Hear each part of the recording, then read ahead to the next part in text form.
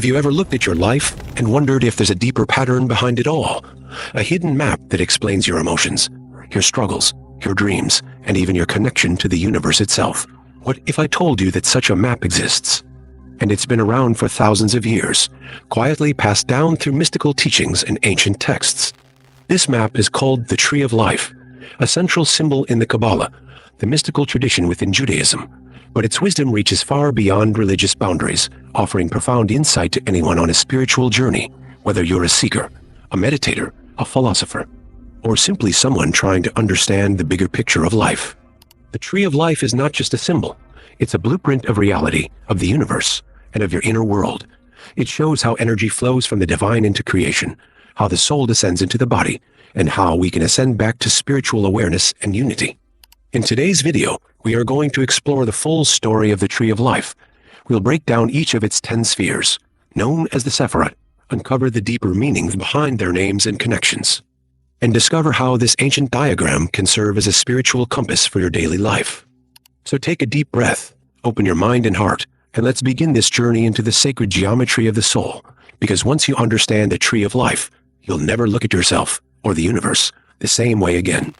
To understand the Tree of Life, we must first step into the world of Kabbalah, a mystical tradition that emerged from ancient Jewish thought, though some say its roots are even older, hidden within the spiritual teachings of early humanity.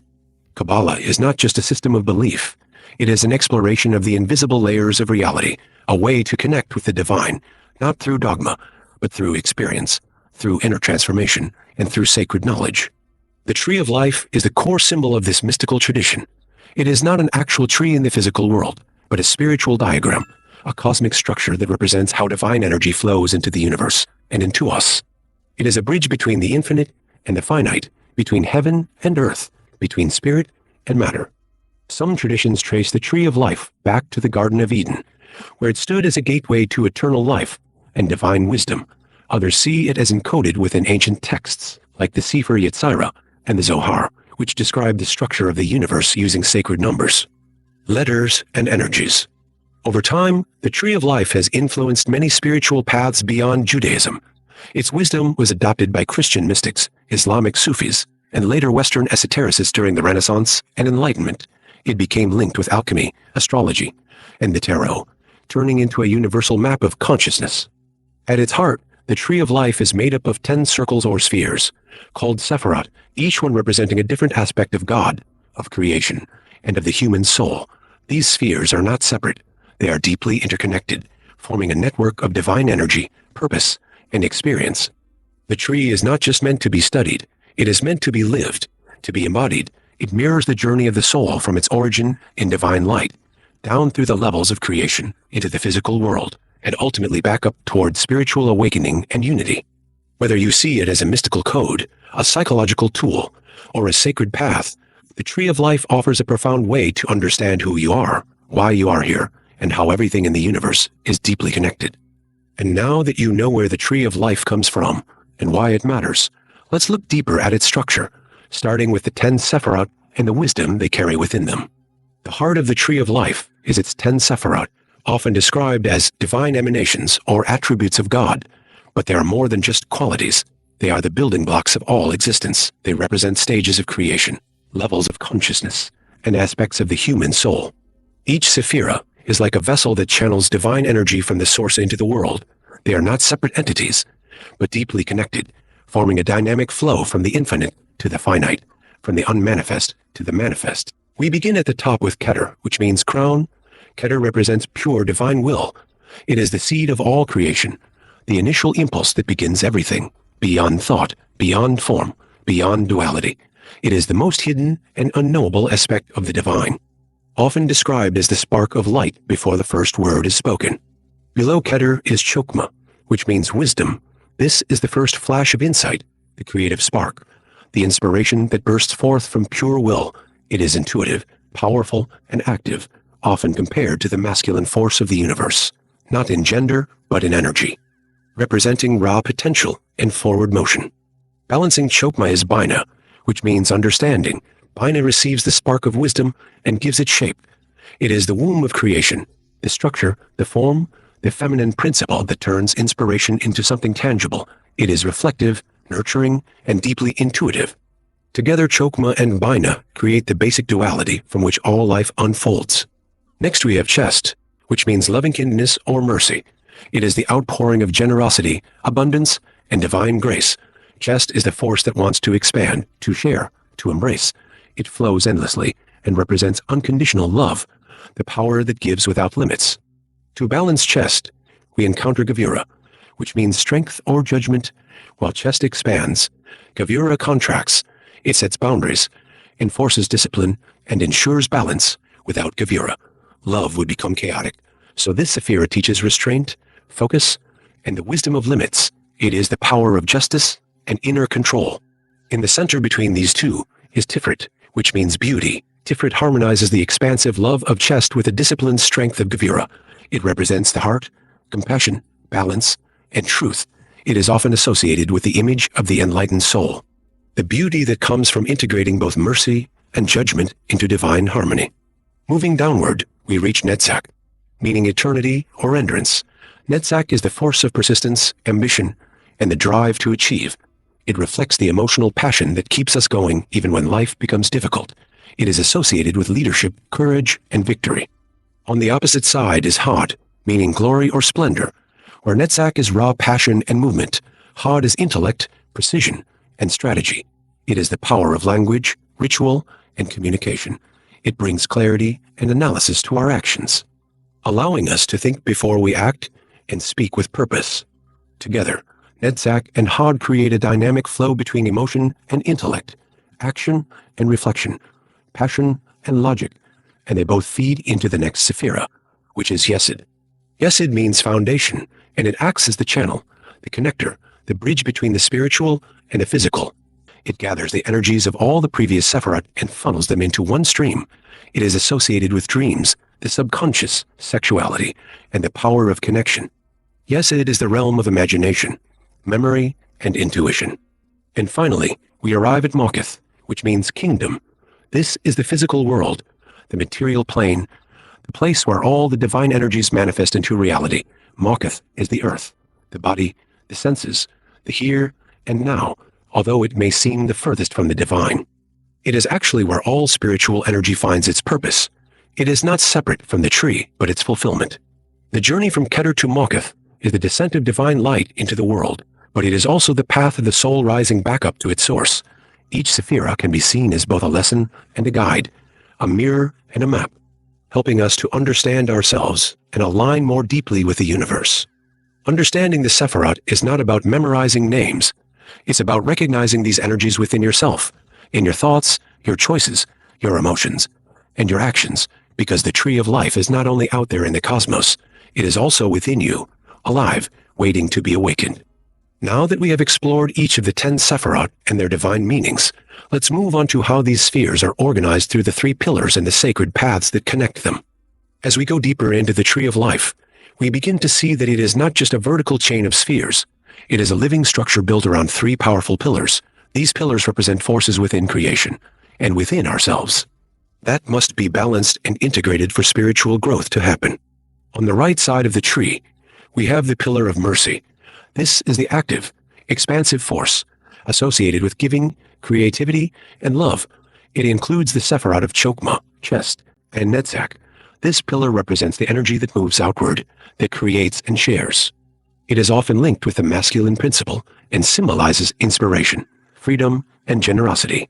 On the left side, we find the pillar of severity, also called the pillar of judgment. This is the force of contraction, control, and discipline. It contains the Sephirot of Bina, Gevurah, and Hod. This pillar is about boundaries, precision, and structure. It helps us define our goals, master our impulses, and shape our spiritual development through effort and reflection. In the center stands the pillar of balance, sometimes known as the pillar of harmony or the middle pillar. This is the path of integration, where opposing forces are united in wisdom and inner peace. It includes the Sephirot of Keter, Tiferet, Yesod, and Malkuth. This pillar represents the human experience, the soul's journey, and the ability to hold both strength and compassion, both will and surrender. These 3 pillars are not separate. They are like currents flowing through the tree, creating a dynamic system of balance and transformation. Just like in life, where we must learn when to give and when to hold back, when to act and when to listen, when to shine and when to retreat. But the structure of the tree goes even further. Between the 10 Sephirah there are 22 paths. These paths are the lines that connect one sphere to another. They represent the movement of energy, the transitions between different states of being. They also correspond to the 22 letters of the Hebrew alphabet, each letter carrying a sacred vibration and meaning. In some mystical systems, these paths are also linked to the major arcana of the tarot, forming a bridge between the worlds of Kabbalah and Western esotericism. Each path tells a story, a lesson, a spiritual challenge, or revelation. As we walk these paths inwardly, we are walking the journey of the soul through the lessons of life. So when we speak of the tree of life, we are not only referring to the Sephirah as static points, we are speaking of a full living system with currents of energy flowing from one sphere to another, balancing the opposing forces of mercy and severity through the central path of balance.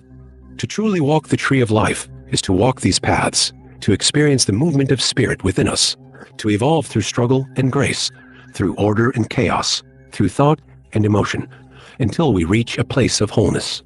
Now that we understand the 3 pillars and the sacred paths that bind the tree together, let's turn to the next question. How can this powerful symbol be used in real life? How do we bring the tree of life into our daily spiritual practice? The tree of life is not just a mystical diagram or a symbolic map. It is a reflection of the human soul and the spiritual journey that each of us is called to take from the highest divine essence to the material world and back again. The tree mirrors the path of awakening, of remembering who we truly are. At the top of the tree is Keter, the divine spark, the place of infinite potential and unity. When we are born into the world, the connection is still there, pure and untouched. But as we grow, we begin to descend through the levels of the tree. We move from pure will into the realm of thought, into understanding, emotion, desire, and eventually into the physical body and material life, which is Malkuth. This descent is not a fall from grace. It is the path of manifestation, of soul choosing to express itself in form. But along the way we forget. We become entangled in the illusions of the world. We lose sight of the divine light within us. And so the spiritual journey is the return, the ascent back through the tree, from Malkuth to Keter, from matter to spirit, from separation to unity. Each Sephirah on this journey becomes a stage of development, a challenge to overcome, or a lesson to integrate. Yes, it invites us to confront our unconscious patterns and emotional blocks, to clean the channel of our connection. Hod teaches us to examine our thoughts and beliefs, to speak truth with clarity and intention. Netzach shows us the need for devotion, perseverance, and purpose. When we reach Tiferet, the heart of the tree, we meet the center of our being, the place where ego can dissolve and true compassion can arise. It is here that many experience a spiritual awakening, a deep sense of love and connection that transcends the mind and touches the soul. But the journey doesn't end there. It continues upward into Gevira and Chest, learning to balance discipline and mercy, to set boundaries without losing kindness, to lead with integrity and act with wisdom. Then we rise into Bina, the understanding of the deeper laws of the universe, the acceptance of both suffering and mystery, and we touch Chokmah, the spark of divine wisdom that sees beyond the veil. And finally, we return to Keter, not as innocent beings unaware of the world, but as souls who have descended, experienced, struggled, grown, and returned with wisdom, compassion, and light. This is the spiritual journey of the tree of life, a path that repeats in cycles, in lifetimes, in each moment of awakening. The beauty of the tree is that it can guide anyone, regardless of religion or background. It speaks to the soul in a language beyond words, and the more you walk it, the more you realize it is not about escaping the world, but sanctifying it, not about avoiding pain, but transforming it, not about reaching somewhere else, but remembering what you already are. Now that we have explored the tree as a spiritual journey, let us turn to how these ancient teachings can be applied in everyday life, in the choices we make, the challenges we face, and the ways we grow from them. Even though the tree of life comes from an ancient mystical tradition, its wisdom is more relevant today than ever before.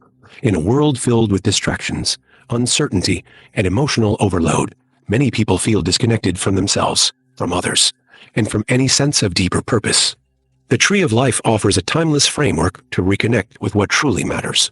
Each Sephirah can become a mirror for self-reflection and personal growth. When you feel overwhelmed by emotion, look to Yesod.